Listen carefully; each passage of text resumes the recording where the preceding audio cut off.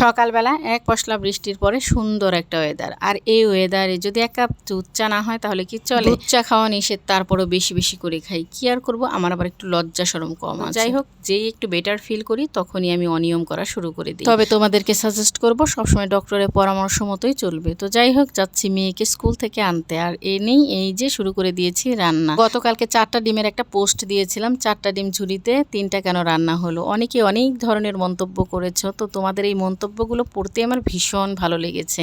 তো আমি কি আর বলবো, আসলে একদমই সিম্পল একটা ব্যাপার, তারপরও তোমাদের মুখ থেকে একটু ভিন্ন ভিন্ন মতামত শুনতে আমার ভীষণ ভালো লাগছিল।